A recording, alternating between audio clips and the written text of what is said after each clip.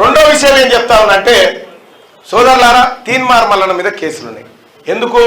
ఈ ప్రజల హక్కుల కోసం అడిగినందుకు, ఈ పిల్లలకు ఉద్యోగాలు ఇవ్వమన్నందుకు అడిగినందుకు, వీళ్ళకు సరైన సకాలంలో జీతాలు ఇవ్వమన్నందుకు నా మీద కేసులు పెట్టాడు. సరే 20 కేసులు ఉన్నాయి. నేనంటే ప్రజల కోసం పోరాడి చేశాను. నీ చెల్లి ఎందుకు పోయింది జైలుకు? ఏ బార్డర్ల కొట్లాడకు పోయింది? సైనిక యుద్ధాన్ని చేసిన అది సారదంద చేసిపోయింది. నీ చెల్లె పోయిన పోగడ తామెనంటే కడిగిన ముత్యమట. కేసీఆర్ అంటాడు ఆమె కడిగిన ముత్యం అంటాడు. నువ్వు కడిగిన ముత్యమా మరి దేంతో కడగాలో మీరే చెప్పాలి. మళ్ళీ అదే సారబోసి కడగవలసి వస్తాడు. ఇల్లంతా దొంగల ముఠ. కేసీఆర్ ఇల్లంతా దొంగల ముఠ.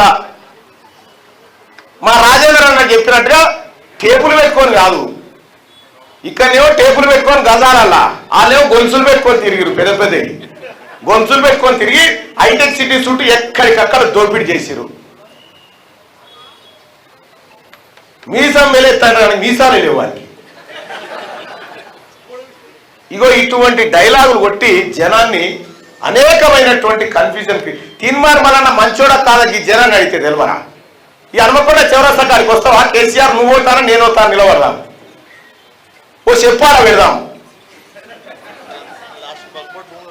వక్బోర్డు భూములు కూడా మింగితే ఆఖరికి అల్లాను మింగిండు, రాముణ్ణి మింగిండు, ఏసుక్రీస్తుని కూడా మింగిండు కేసీఆర్. దేవుళ్ళని కూడా మింగిండు. నేను మొర్రో మొత్తుకున్నా, కేసీఆర్ జర ఆత్మ పరిశీలన చేసుకో అని చెప్పిన. ఆత్మ పరిశీలన ఎక్కడ అహంకారం. ఇప్పటికి కూడా ఇంకా అహంకారం దిగుతలేదు. ఏమంటే ప్రజలే తప్పు చేసిరా, మాదేం పోయింది అంటుడు. ఇప్పుడు కోట్లు లేకపోతే ప్రజలు తప్పు చేసినట్ట.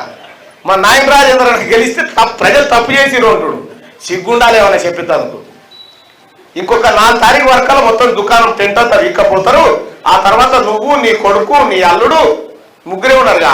ఆమె పోయి ఆడున్నది. కానీ ఇక అదే భజన చేసుకుంటా కూర్చుంటే మీ భజన కోసం చెంచల్గూడను చెర్లపల్లి జైలు సిద్ధమవుతుంది. మీరు పోక తప్పది. హ్యాపీ రావు.